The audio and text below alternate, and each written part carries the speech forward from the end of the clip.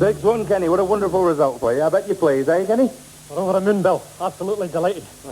Well, Kenny, I couldn't help but notice that your hair's still wet from the bath. Tell me, is it one big bath? Or do you shower separately, or what happened? One big bath, actually. I think the game started to go our way just after half. And I expect, after a game like today, there'll be a lot of horseplay in the bath, a lot of laughing and hitting each other with loopers, that sort of thing, is it? Well, quite a bit, I suppose. Anyway, as I was saying, the midfield... I expect when everybody's having this horseplay, I expect there's a lot of sort of soaping each other and leaping on each other's backs, that sort of thing. No. Well, I expect with a very deep bath, it'd be quite possible for some of the players during the horseplay just to dive down underneath another player's legs and come up the other side, is it? God, it's out of time. I really must be going. Well, tell me, when all this horseplay is finished, do you just sit around chatting, or does the horseplay continue? Do you sort of thwack each other with wet towels? I really must be going. The rest of the lads will be on the coach. The coach, is he the one that rubs you down, Kenny? Is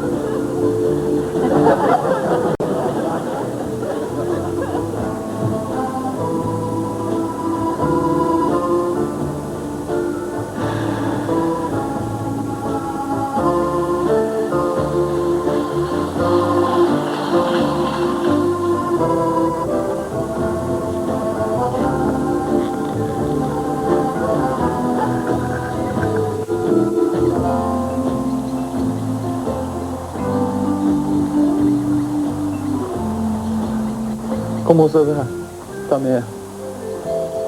Elle est morte. Et le vélo? Oh, ça va bien.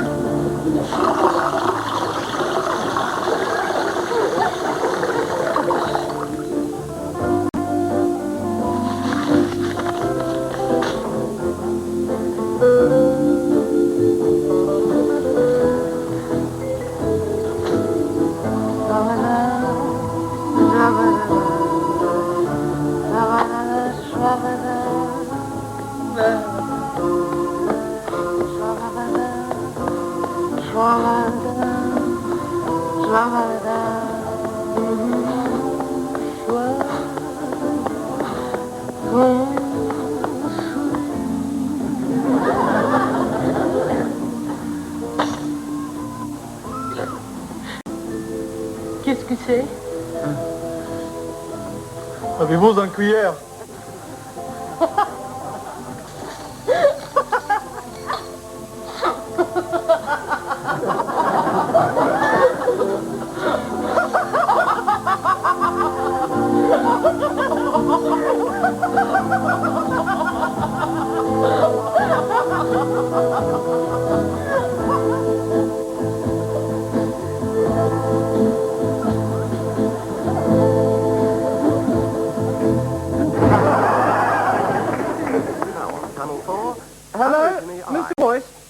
This is Jack Beasley from next door.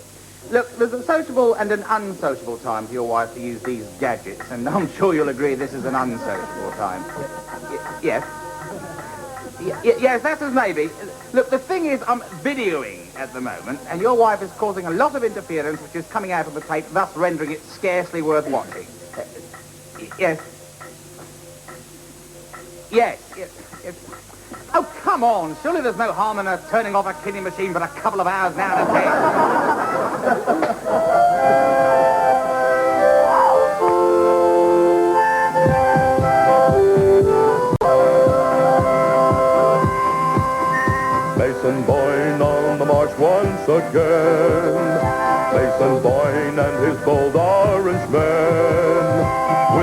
shake of the hand and the kick in the groin. Mason boy, Mason boy, Mason boy.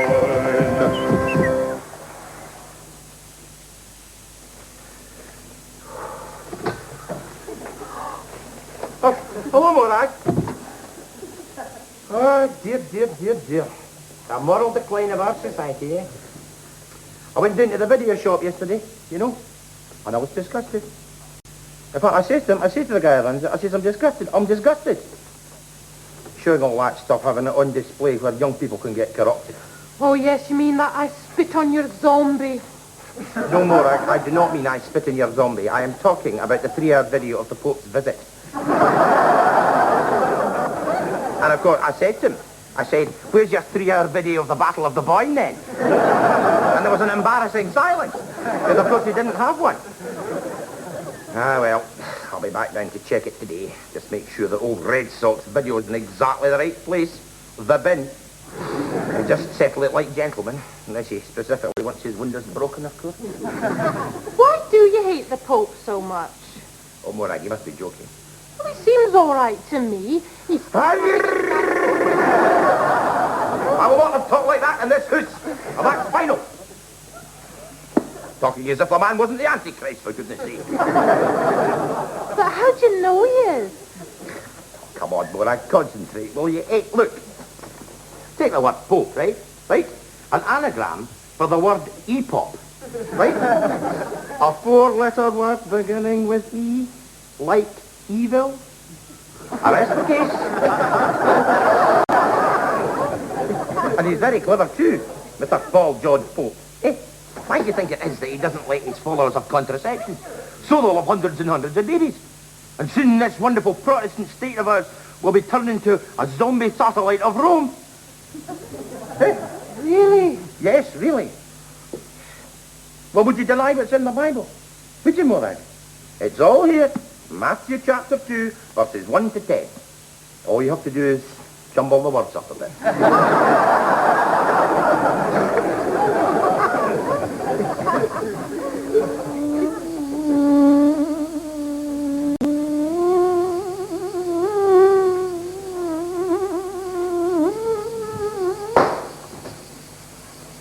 Mr. Smith to see you. Take a seat, my friend. This will not take much time. Nice day today. So, you are looking for a personal loan for... That's quite a lot of money, my friend. See, Senor Watson. You see, I want to... Silence. Tell me, my friend, when in the past did you come to me and say, excuse me, Senor Watson, but I'm interested in finding out more about out-of-bank services. Or, sorry to disturb you, Senor Watson, but could you supply me with some literature on personal credit schemes? Not even, Senor Watson, I've come to open a deposit account.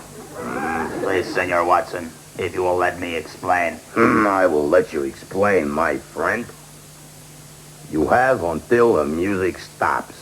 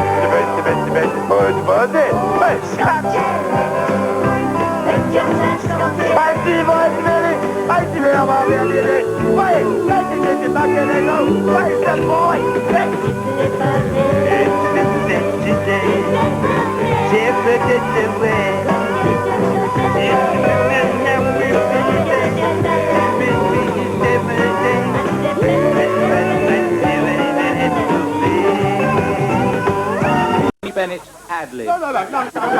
Punchline, that. You'll love it. I love it. I've heard it 50 times.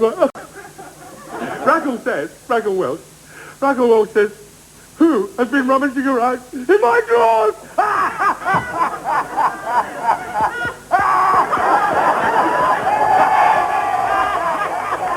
I asked one activist if he was satisfied that no trucks were getting through. Truck? What truck? I thought it was Cyril Smith.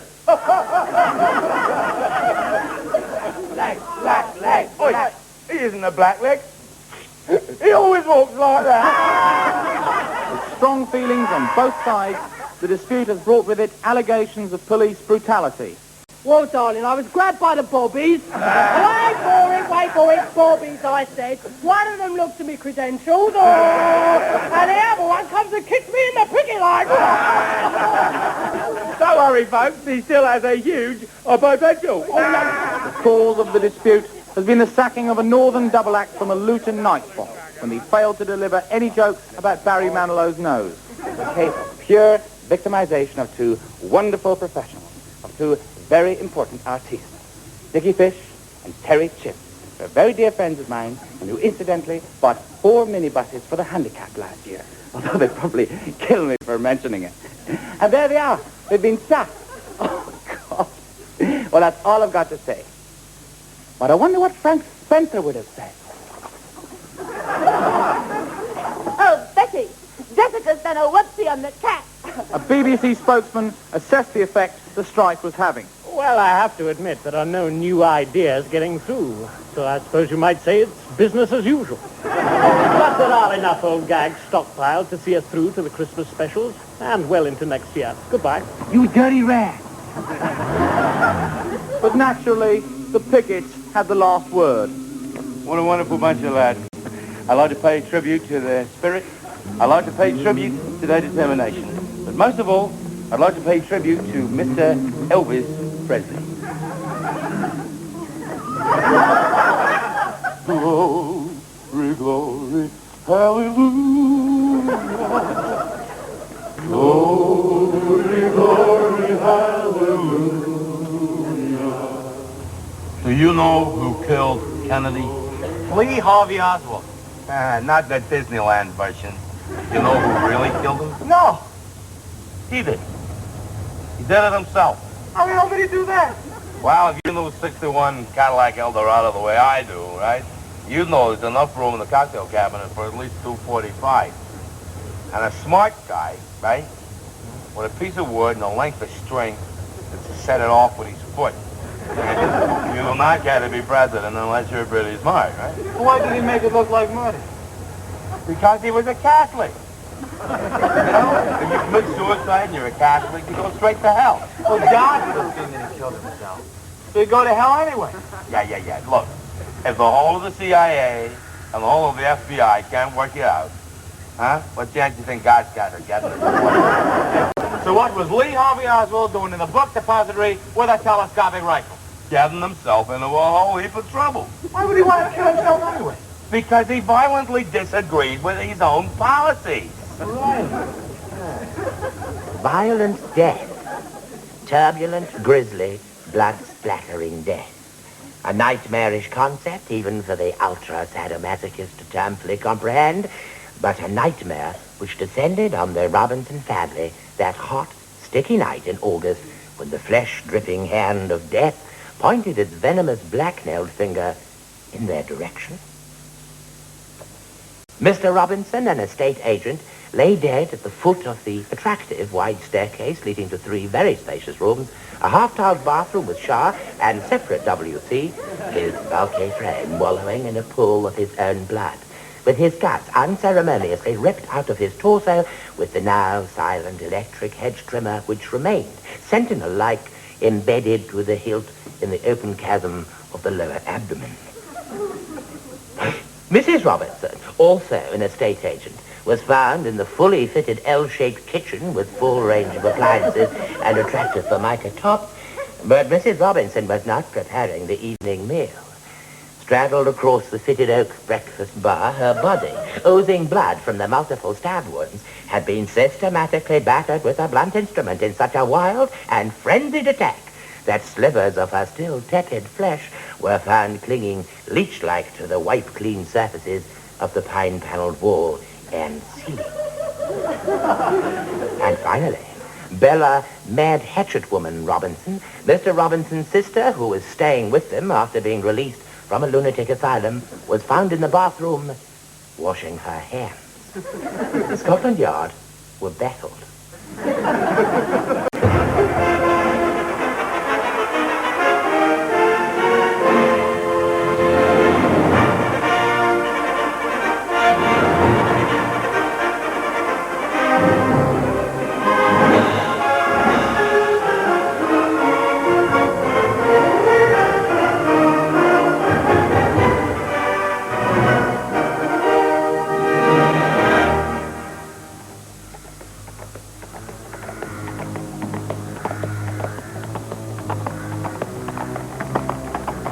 You've got no one to blame but yourself.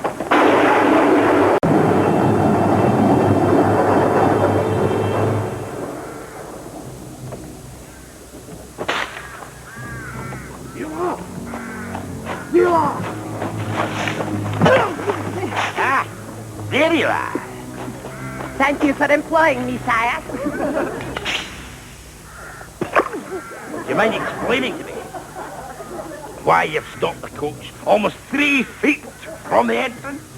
In the full knowledge of my accursed and useless limb. It was not me, it was the horse. It's such a powerful beast under the rain. It's a poor coachman that blames his You are a powerful beast under the rain, aren't you? Uncle Murdoch, my legal guardian, master of Dundreich, and the most potent force in the Vale of Glenmiller.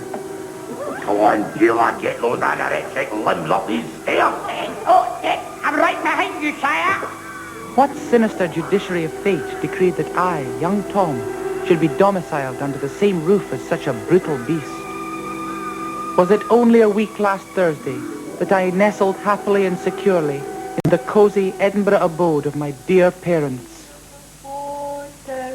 Tom fell down and broke his crown, and Jill came tumbling after. 2 o'clock in the morning, young Tom.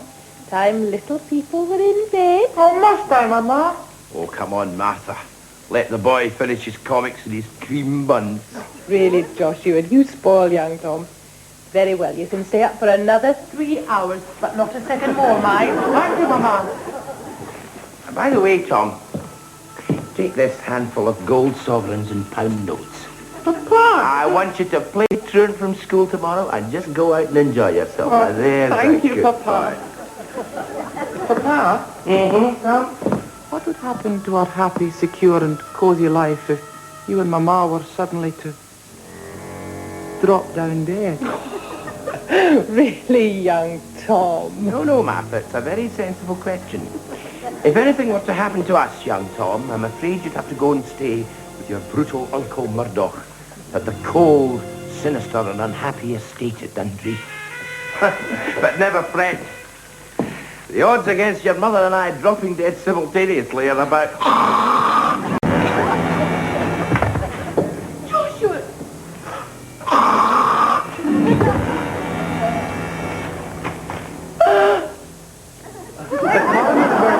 Was death by natural and quite understandable causes. Thus I found myself domiciled at Dundreek, unhappy and unaccustomed to these grey, remote surroundings.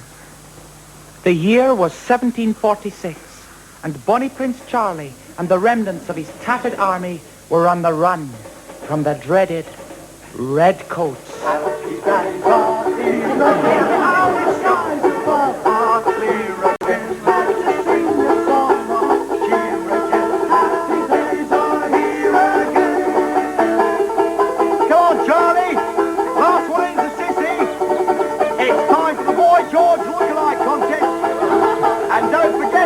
Tony Christie's in the Tonga Lounge tonight.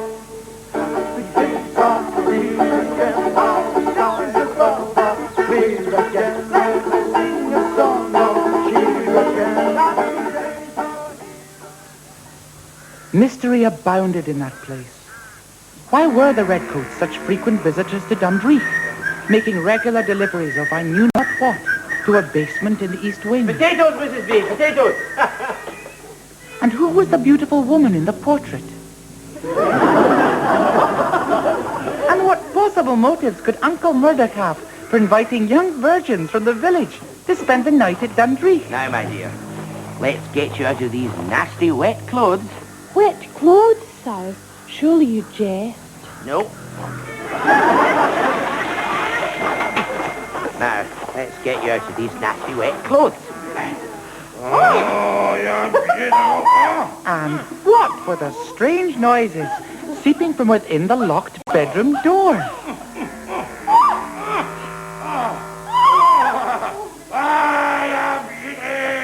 Would I, young Tom, ever solve the conundrums that surround the master of Dundreek?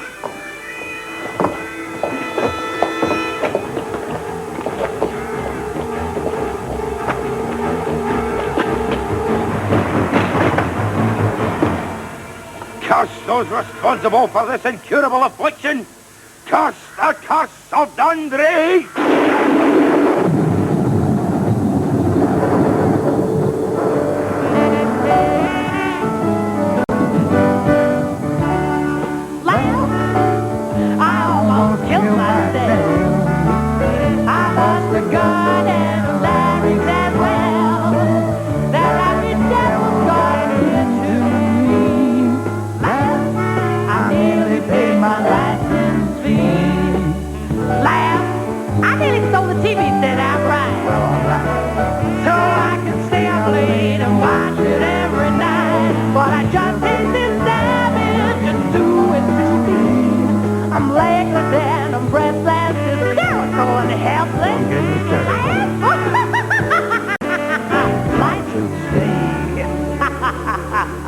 Didn't know you kept a dog.